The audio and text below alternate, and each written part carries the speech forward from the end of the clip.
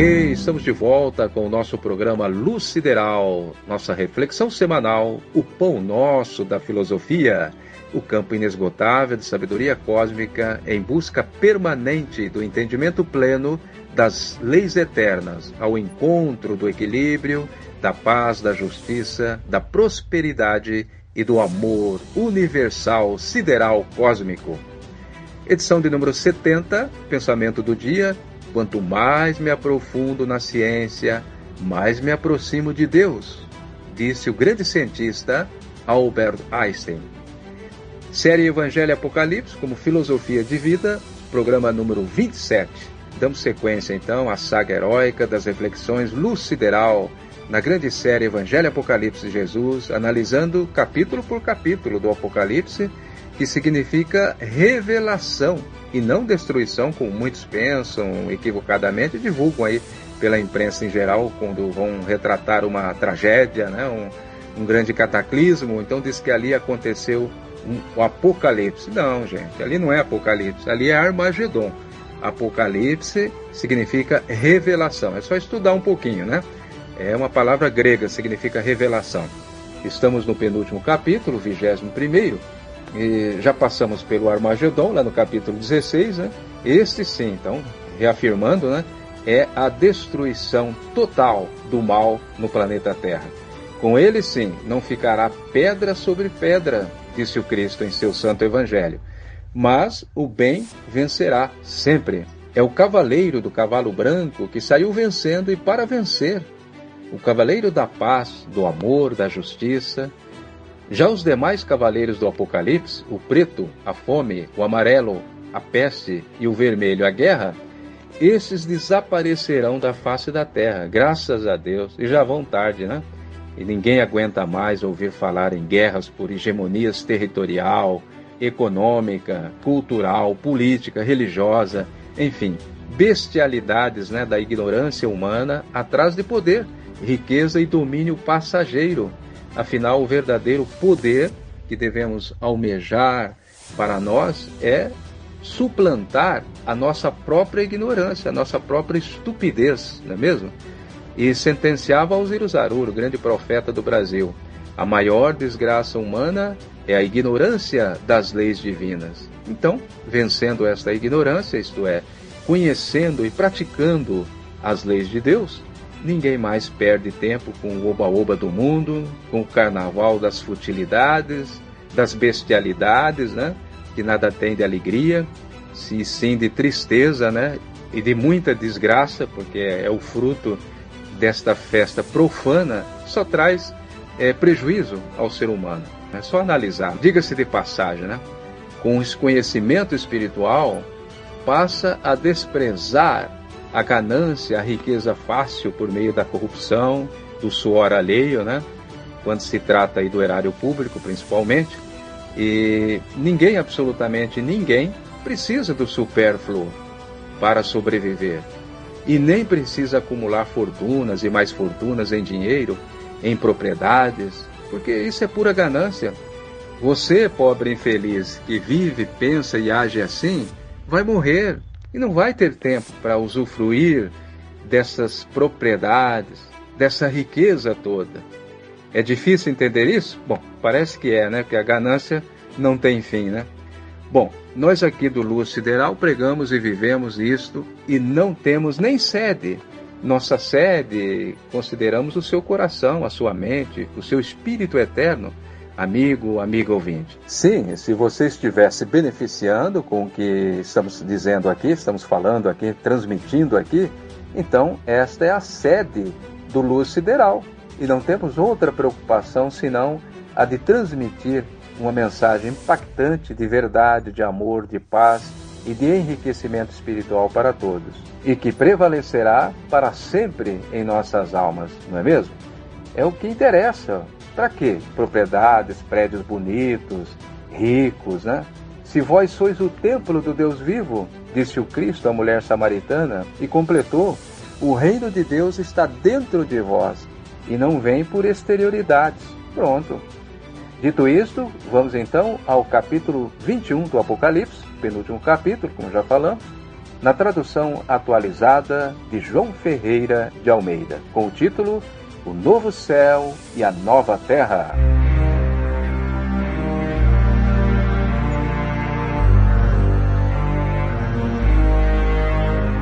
E vi um novo céu e uma nova terra, porque já o primeiro céu e a primeira terra passaram, e o mar já não existe. E eu, João, vi a cidade santa, a nova Jerusalém, que de Deus descia do céu, ataviada como noiva para o seu marido.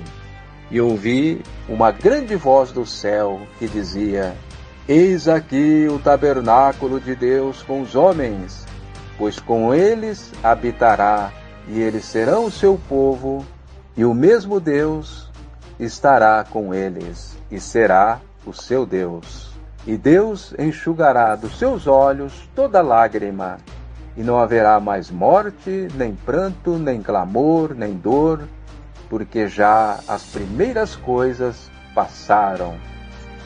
E o que estava assentado sobre o trono disse: Eis que faço nova todas as coisas. E disse-me: Escreve, porque estas palavras são fiéis e verdadeiras. E disse-me ainda: Está feito, eu sou o Alfa e o Ômega, o princípio e o fim. A quem quer que tiver sede, de graça lhe darei da fonte da água da vida. Ao vencedor herdará todas as coisas, e eu serei seu Deus, e ele será meu filho. Mas quanto aos tímidos, aos incrédulos, e aos abomináveis, e aos homicidas, e aos que se prostituem, e aos feiticeiros, e aos idólatras, e a todos os mentirosos, a sua parte será o lago que arde com fogo e enxofre, a saber, a segunda morte. E veio a mim um dos 7 anjos que tinham as 7 taças cheias das últimas 7 pragas, e falou comigo, dizendo: Vem, mostrar-te-ei a esposa, a mulher do Cordeiro. E levou-me em espírito a um grande e alto monte, e mostrou-me a grande cidade, a cidade santa, Jerusalém, que de Deus descia do céu, e tinha a glória de Deus, e a sua luz era semelhante a uma pedra preciosíssima, como a pedra de jaspe, como cristal resplandecente. E tinha um grande e alto muro, com 12 portas, e nas portas 12 anjos, e nomes escritos sobre elas, que são os nomes das 12 tribos dos filhos de Israel. Do lado do levante tinha 3 portas, do lado do norte 3 portas, do lado do sul 3 portas, do lado do poente 3 portas. E o muro da cidade tinha 12 fundamentos, e neles os nomes dos 12 apóstolos do Cristo de Deus. E aquele que falava comigo tinha uma cana de ouro para medir a cidade, e as suas portas, e o seu muro. E a cidade estava situada em quadrado, e o seu comprimento era tanto como a sua largura. E mediu a cidade com a cana até 12.000 estádios, e o seu comprimento, largura e altura eram iguais. E mediu o seu muro de 144 côvados, conforme a medida de homem, que é a de anjo. E a construção do seu muro era de jaspe, e a cidade de ouro puro, semelhante a vidro puro. E os fundamentos do muro da cidade estavam adornados de toda a pedra preciosa. O primeiro fundamento era jaspe, o segundo safira, o terceiro calcedônia e o quarto esmeralda. O quinto sardônia, o sexto sárdio, o sétimo crisólito, o oitavo berilo, o nono topázio, o 10º crisópraso, e o 1º jacinto, e o 12º ametista. E as 12 portas eram 12 pérolas, cada uma das portas era uma pérola, e a praça da cidade de ouro puro, como vidro transparente. E nela não vi templo, porque o seu templo é o Senhor Deus Todo-Poderoso e o Cordeiro de Deus. E a cidade não necessita nem de sol, nem da lua, para que nela resplandeçam, porque a glória de Deus a ilumina, e o Cordeiro é a sua lâmpada. E as nações dos salvos andarão à sua luz, e os reis da terra trarão para ela a sua glória e honra. E as suas portas não se fecharão de dia, porque ali não haverá noite.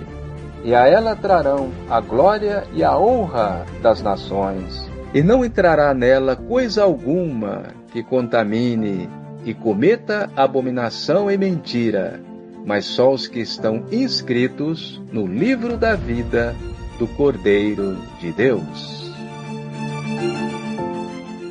Eis aí, ouvinte, o que o Apocalipse promete aos perseverantes no bem, no amor, na paz e na justiça verdadeira. Um novo céu, uma nova terra, uma nova Jerusalém, que são os atos de bondade, de amor, dentro do coração de cada um, transformado em joias, né, como narra aí João Evangelista. Logo se vê que o planeta Terra continuará existindo após o terrível Armagedon que já começou. Mas Deus enxugará dos seus olhos toda lágrima, e não haverá mais morte, nem pranto, nem clamor, nem dor, porque já as primeiras coisas passaram. E isto parece ser bom demais para ser verdade, não é mesmo? Mas Deus e Jesus estariam então blefando em suas profecias? Claro que não. Não existe essa possibilidade, simplesmente porque o Cristo é o espírito de profecia, ou seja, ele mesmo faz acontecer as profecias. Ele tem autoridade no planeta Terra para tanto, e o total controle da situação. Olha que importante. Mas eu convido também agora o amigo e prezado irmão André Basso, livre pensador, pesquisador e estudioso dos assuntos espirituais, filosóficos de toda a humanidade, para nos trazer aí a sua reflexão também. Um capítulo esperançoso e empolgante, não é mesmo, André?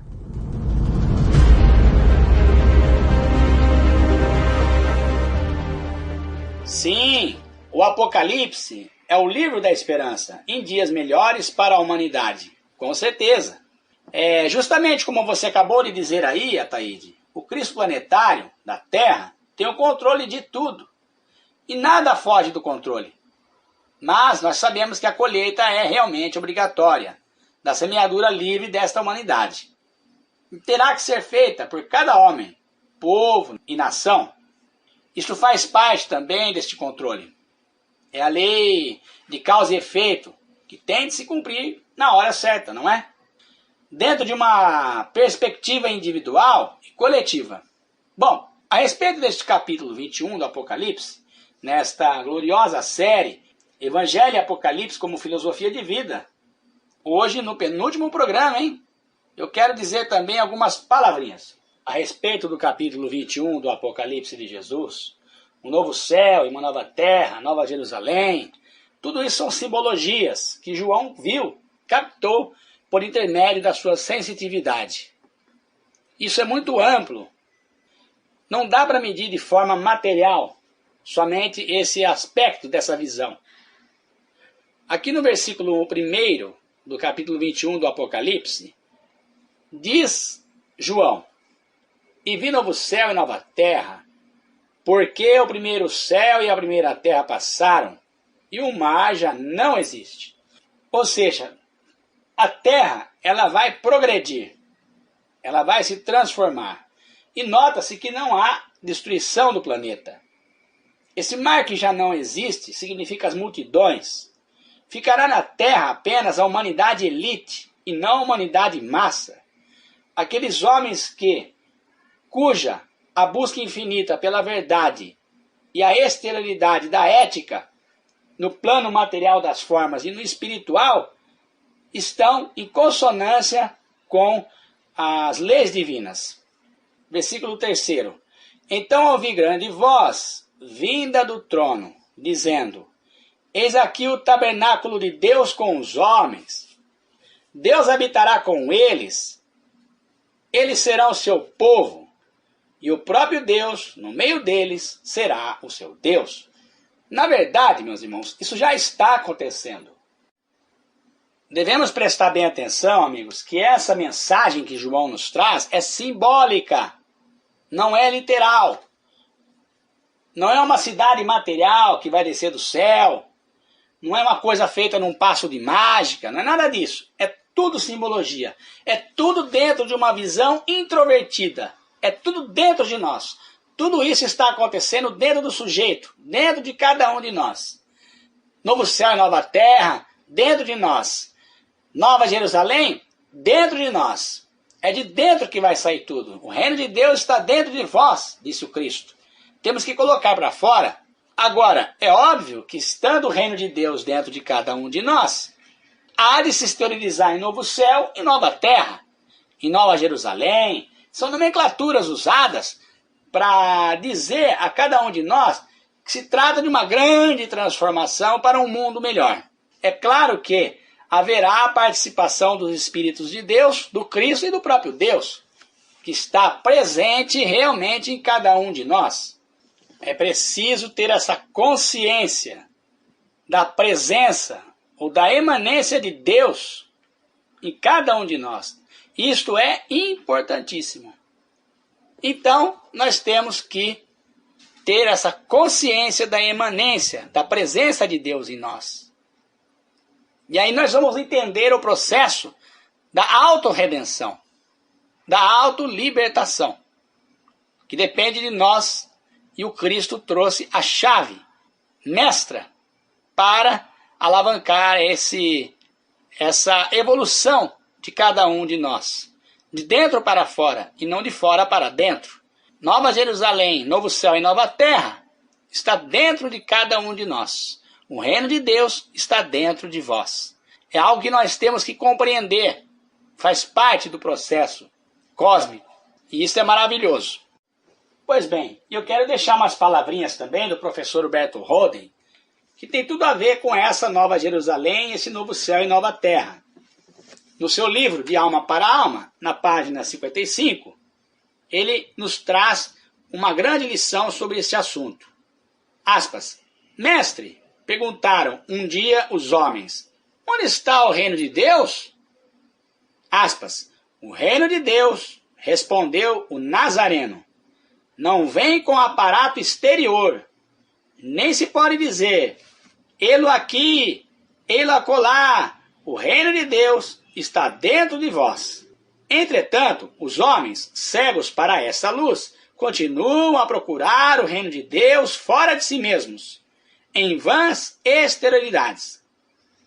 O reino de Deus é o reino da verdade e do bem, o reino da justiça e da paz, o reino do amor e da caridade, o reino da humanidade e da pureza. Quando o homem tem dentro da alma estas coisas, está no meio do reino de Deus, porque dentro dele está o reino de Deus. Ninguém pode entrar no reino de Deus se nele não entrar o reino de Deus. O homem que uma vez entrou no reino de Deus, encontra Deus por toda parte. E vamos prosseguir. O que vai acontecer é um estado de consciência plena dessa emanência de Deus em nós. Não apenas a transcendência, a visão do Deus longínquo, sentado numa cadeira, em algum lugar do cosmos, do universo, nos espiando. Não. Aqui, as criaturas, que é a humanidade elite, já não é mais um mar de multidão, mas sim um conglomerado, um número significante, que diz lá no Apocalipse também, no 144 mil, que quer dizer a qualidade. Essa qualidade dessas criaturas terão consciência plena da emanência de Deus em nós. Porque, na verdade, Deus já habita em nós. Não há nada no mundo que Deus não esteja emanente, presente. O que está ausente é a consciência desse fator na nossa vida diária. Então, essa humanidade elite vai ter essa consciência mais ampliada. Versículo 4. Ele enxugará dos olhos toda lágrima, não haverá mais morte, não haverá mais luto, não haverá mais pranto, nem gritos, nem dor, porque as primeiras coisas passaram. Outra vez aqui, mostra João que é uma consciência de que a vida é eterna, o espírito é imortal. É óbvio que haverá morte do corpo, morte entre aspas, né? Haverá a desintegração do corpo, mas a permanência do espírito é eterna.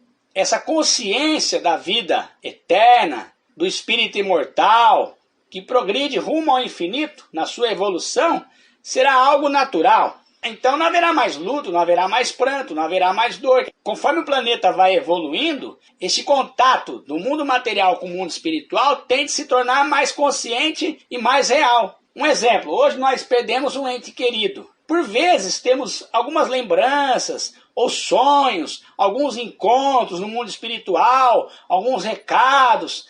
Isso é de forma muito pueril e nos traz já um grande conforto de saber que aquela criatura não morreu, está viva no outro plano. Só que conforme o mundo vai ficando mais leve e mais consciente desta realidade, o que vai ocorrer?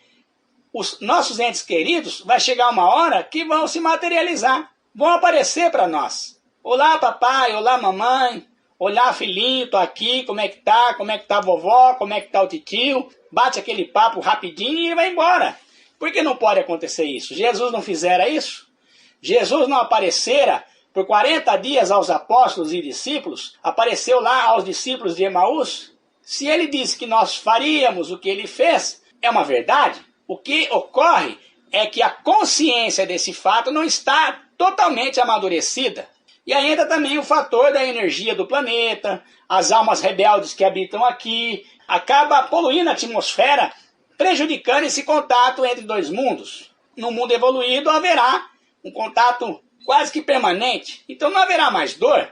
Você terá contato com seu ente querido. Olha que coisa maravilhosa. Até a concepção da dor vai mudar. Isso não vai ocorrer num passo de mágica, sem novo céu e nova terra, nova Jerusalém, que simboliza um mundo perfeito, um mundo melhor, um mundo que está progredindo rumo à cristicidade permanente. Isso não vai ocorrer de um dia para o outro. São Pedro tem razão, um dia é como 1000 anos para Deus, e 1000 anos para Deus é como um dia. O terceiro milênio, o quarto milênio, o quinto milênio e por aí vai. Versículo 5. Então aquele que está sentado no trono disse, eis que faço nova todas as coisas. E acrescentou, escreve, porque estas palavras são fiéis e verdadeiras. Jesus é o supremo governante do planeta Terra. Ele vai sim transformar, promover o planeta Terra de orbe de expiação e prova, aonde as criaturas têm de reencarnar para quitar os seus débitos, para um orbe de regeneração. E no versículo 19 diz assim, os fundamentos da muralha da cidade estão adornados de toda espécie de pedras preciosas. Ou seja, essas pérolas são cada uma das criaturas que estão no planeta Terra já em regeneração. Porque cada pedra tem o seu valor, cada pedra tem a sua função, cada criatura é uma entidade que tem uma identidade única e que vai realizar algo totalmente único, diferenciado um do outro. Então, ninguém vai ser igual a ninguém, mas todo mundo vai reconstruir o planeta com um esforço conjunto, cada um com seu valor, cada um com a sua genialidade de produção. Versículo 22. Nela não vi templo, porque o Senhor, o Deus Todo-Poderoso, com o seu Cordeiro, é o templo. Jesus disse, vós sois o templo de Deus vivo. Jesus é o grande candeeiro, o grande luzeiro, a iluminar o planeta Terra com as suas energias. Se não fosse ele, o planeta já estaria colapsado. Mas nós somos o templo do Deus vivo, aonde Deus quer habitar e já habita. O Cristo interno de cada um de nós é que estará em plena atividade. Versículo 27. Nela jamais penetrará coisa alguma contaminada, nem os que praticam abominação e mentira, mas somente aqueles que estão inscritos no livro da vida do Cordeiro de Deus, o livro da vida eterna. Ou seja, não vão mais reencarnar espíritos impuros no planeta, espíritos com débitos pesados, com muito karma pesado. Não, essas criaturas não poderão ficar, infelizmente, mais no planeta Terra. Serão transferidos para um planeta inferior. Por exemplo, o planeta Absinto, que é citado no Apocalipse, os cientistas chamam de Nibiru, planeta X. Pouco importa o nome que se dê ao tal planeta, mas muitos serão realmente transferidos para esse planeta inferior. Que Deus se compadeça de nós, que nós possamos nos esforçar a cada dia que passa para realmente cristificar a cada um de nós. E depende de nós, não somente de Deus, não somente do Cristo. Nós temos que justamente buscar a verdade de Deus, que nos fortalece e nos faz crescer. Eu deixo aqui as minhas palavras ao Luz Sideral. Um abraço a todos. Grato, meu prezado amigo André Basso, pelas sábias palavras. E para encerrar, então, eu trago para o deleite de todos os versos do poeta e profeta Alziro Zarur, descrevendo o rebanho do Cristo, formado pelas boas ovelhas de todos os rebanhos religiosos ou não, os eleitos do Senhor escolhidos pelas suas próprias boas obras, para viverem este novo céu, essa nova terra, e contido aqui em seu livro, profético de 1974, Mensagem de Jesus para o Sobrevivente, com o poema da volta do grande gênio criador da terra.